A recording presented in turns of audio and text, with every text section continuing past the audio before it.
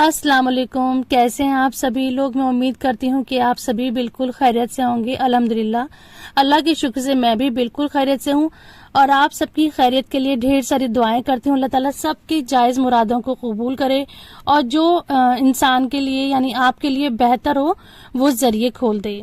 आमीन सुम्मा आमीन। तो इसी के साथ मैं शेयर करती हूँ आज का व्लॉग। आज है रमजान का जुमा, तो मैं आज फ्राइडे का व्लॉग आप लोगों के साथ शेयर कर रही हूँ।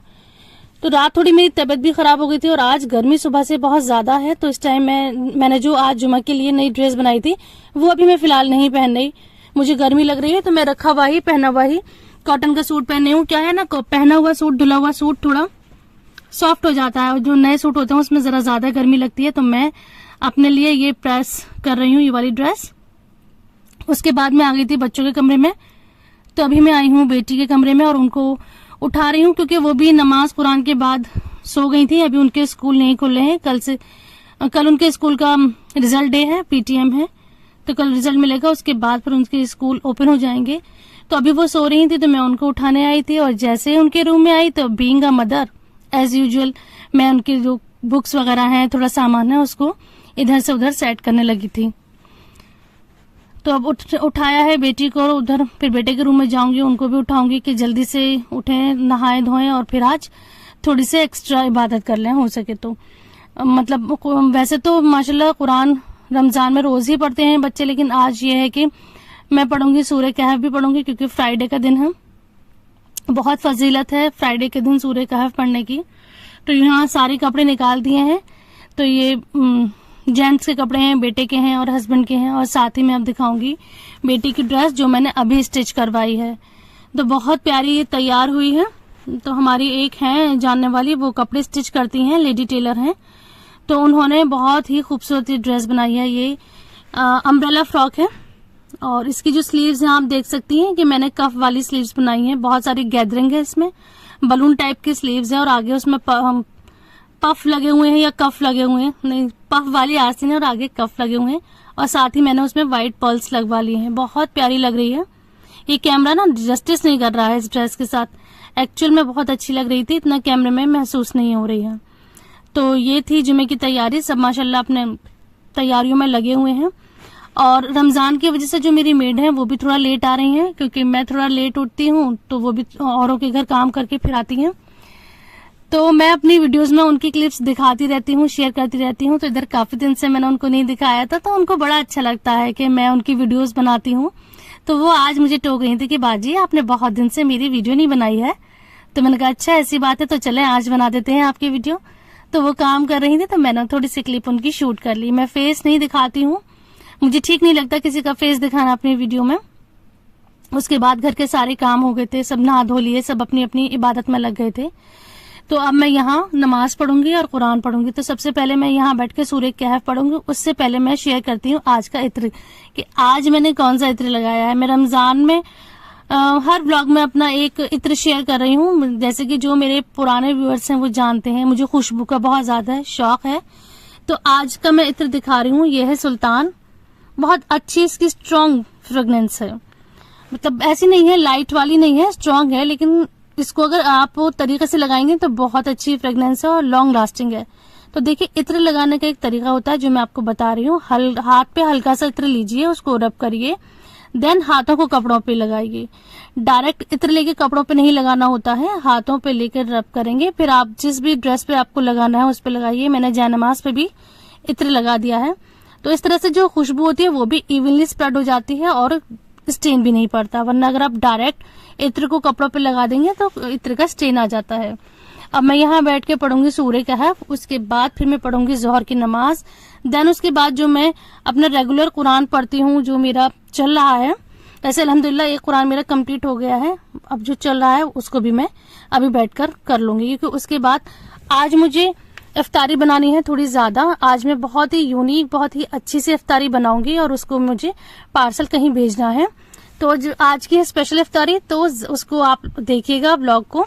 और उसकी जो रेसिपीज हैं वो मैंने शेयर नहीं करी हैं, सिर्फ मैंने आपको कुछ आइडिया दिया है। तो यहाँ अब मैं आ गई हूँ किचन में। नमाज के बाद, कुरान के बाद फिर मैंने आधा घंटा रेस्ट करा था और अब मैं किचन में आ गई हूँ। तो सबसे पहले मैंने यहाँ पर बना के रखे हैं पोटैटो चीज पॉकेट, तो इनको मैं बनाकर पहले रख दूंगी, फ्रीज कर दूंगी। तो चीजें बना बनाकर मैं फ्रीज कर दूंगी, स्टोर कर दूंगी और फिर एक साथ इनको फ्राई करूंगी। तो इसके अंदर मैंने बहुत ही अच्छी जो पोटैटो होते हैं उनको फ्राई करके एक स्टफिंग तैयार करी है, उसके साथ चीज स्लाइस लगाया है। फिर इनको मैंने अंडे में डिप कर लिया है और उसके बाद ब्रेड क्रम्ब में इसको अच्छी तरह से रोल कर लूंगी। तो इस तरह से मैंने सारे ये पॉकेट बनाकर तैयार कर लिए हैं।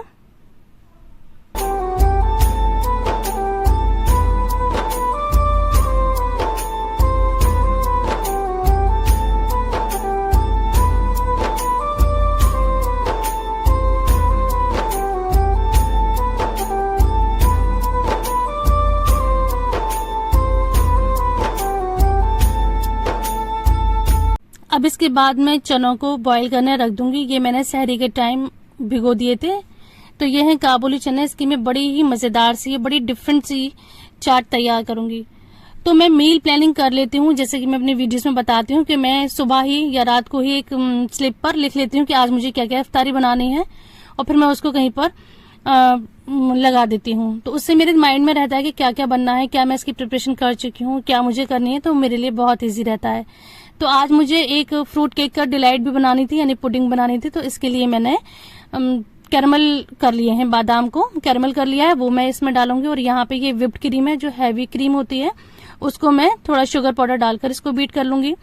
छोले मैंने उबालने रख दिए थे, साथ ही मैंने उन्हीं छोलों के लिए इमली को भी उबाल कर रख लिया है। तो इस तरह से साथ साथ मेरी बहुत सारी तैयारियां चल रही हैं, क्योंकि मेरे माइंड सेट है कि मुझे क्या क्या करना है और सारी चीजें घर में मौजूद हैं। मतलब पहले से मैंने लाकर रख ली थी कि हाँ मुझे ये बनाना है, तो मुझे कोई प्रॉब्लम नहीं होती, बस फटाफट मेरे हाथ चलते चले जा रहे थे। तो यहाँ पे मेरे पास थोड़े से कीमा, थोड़े से कबाब फ्रीज करे हुए रखे थे। तो मैंने सोचा था कि इनकी छोटे कबाब बना लेती हूँ और इनके बनाऊंगी मैं टप्पू। टप्पू होता है कबाब के पकौड़े होते हैं, मतलब छोटे छोटे कबाबों को हम बेसन में डिप करके एक पकौड़ा फ्राई कर लेते हैं। तो बेसन भी तैयार कर लिया है, नमक मिर्च सोडा डाल के उनको अच्छी तरह से बीट कर लिया है। और इधर चल रही है चटनी की तैयारी। तो बैक टू बैक मेरे काम चल रहे हैं। और इधर मैं बनाऊंगी थोड़े से चिकन समोसा। ये मेरी सिग्नेचर रेसिपी है, मैं हर ईद पर ये चिकन समोसा बनाती हूँ और अल्हम्दुलिल्लाह सबको बहुत ज्यादा पसंद आते हैं और सब मेरे इन समोसों का वेट करते हैं कि ईद पर आपके हाथ के समोसे खाने को मिलेंगे। तो मैं ये अफ्तारी भेज रही थी, तो सोचा था कि ये समोसे भी भेज देती हूँ। तो मैं यहाँ पे इसकी स्टफिंग बना चुकी हूँ। अब इनको मैं जल्दी जल्दी से फिल कर लूंगी और इनको भी फिर रख दूंगी। फिर बाद में सारी ही चीजें एक साथ फ्राई करूंगी। अच्छा, रात को मैंने बनाकर रख लिए थे चिकन के ही पिज्जा सीजनिंग के साथ। जो पिज्जा की सारी चीजें होती हैं, उसमें चीज भी थी, उसमें ऑलिव्स भी थे, उसमें ऑरिगेनो वगैरह भी थे। तो जितना भी पिज्जा की सीजनिंग होती है, पिज्जा का स्टफिंग होती है, वो सब मैंने मिक्स करके एक पार्सल तैयार करे हैं। तो ये पार्सल मैंने रात को बना के फ्रीज कर दिए थे, मैं आगे इनको दिखाऊंगी। तो ये सारी चीजें तैयार हो गई हैं। ये जो कबाब थे, मैंने इसके छोटे छोटे से कबाब बना लिए हैं टप्पू के लिए, छोटे छोटे से पकौड़े बना लिए हैं। तो इसमें मैंने एक बॉइल्ड एग और एक ब्रेड और मिक्स कर दी थी। तो इससे जो है ये टप्पू, उसमें बहुत ही अच्छा क्रंचीनेस आ जाती है। तो सारी ही रेसिपी बहुत अच्छी हैं, सारी ही रेसिपी बहुत यूनिक है और जितनी मेहनत से मैंने बनाया था उतनी ही शिद्दत से उन्हें पसंद आया है, जिनके लिए मैंने ये पार्सल्स भेजे थे। और बहुत बहुत तारीफें आई हैं, बहुत उन्होंने तारीफ करी, जिससे कि मेरी सारी मेहनत वसूल हो गई। अब मैं यहाँ पे डिजर्ट बना रही हूँ। तो यहाँ पे मैं बना रही हूँ फ्रूट केक का डिजर्ट बना रही हूँ। ये है पुडिंग। तो इसके लिए मैंने जो फ्रूट केक होते हैं उसको मैंने फ्रूट जूस में डिप करके लेयर लगाऊंगी। ये जो ग्लास में रखा है वो जूस रखा हुआ है, उसमें डिप करके पहले मैं एक लेयर केक की लगाऊंगी। फिर व्हिप्ड क्रीम डालूंगी, जो कि जिसमें कि कोई भी हम फ्लेवर डाल सकते हैं। मैंने पाइनएप्पल फ्लेवर डाला था, उसके बाद फ्रूट्स डाल देंगे, फिर अगेन बिस्किट की लेयर लगाएंगे, फिर क्रीम की लेयर लगाएंगे। तो इस तरह से ये पुडिंग तैयार होती है। ये सबको बहुत ज्यादा पसंद आती है। लास्ट में बचा था मिक्स पकौड़ियों का काम, उसको भी मैंने अंजाम दे दिया है। और सबसे लास्ट में होता है फ्राई करना। तो ये भी हो गया था। अल्हम्दुलिल्लाह सारे काम ऑन टाइम पर हुए थे, सब कुछ मैंने पैक कर दिया था। तो ये सारी चीजें हैं, मैं कैप्शन में लिख दूंगी क्या क्या है। तो अल्लाह का शुक्र है, सब कुछ बहुत अच्छे से हो गया था, बहुत टाइम पर ये सारी चीजें पहुंच गई थी।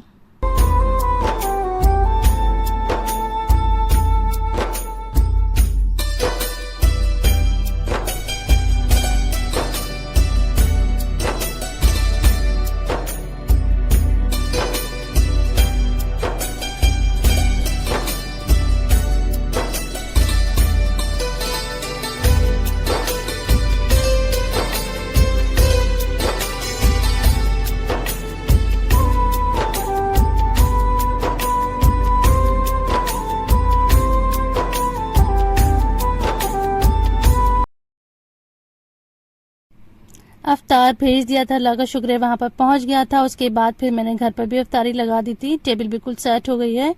अब हम लोग यहाँ पर बैठकर अफ्तार करेंगे, उसके बाद फिर मगरिब की नमाज पढ़ेंगे, फिर चाय पियेंगे। उसके बाद मैं इस वीडियो को एडिट करूंगी, एडिट करके अपलोड करूंगी, फिर उसके बाद मैं तरावी पढ़ूंगी। तो ये था मेरा आज का रमजान का जुमे का दिन, आप लोगों के साथ मैंने शेयर करा है। उम्मीद करती हूँ ये आपको पसंद आया होगा। अगर वीडियो पसंद आती है तो इस वीडियो को लाइक करिए, चैनल को सब्सक्राइब करिए और वीडियो को ज्यादा से ज्यादा शेयर करिए। तो ये है वो डेजर्ट वो पुडिंग है, इसको हमने लास्ट में निकाला था क्योंकि ये फ्रीज करके अच्छी लगती है। तो बहुत मजे की थी और आप लोग कहेंगे तो मैं इसकी रेसिपी शेयर कर दूंगी। तो अल्लाह करे आपको ये वीडियो पसंद आई हो। वीडियो पसंद आती है तो इस चैनल को सब्सक्राइब करिए। मिलते हैं नेक्स्ट वीडियो में। Thanks for watching. Allah Hafiz.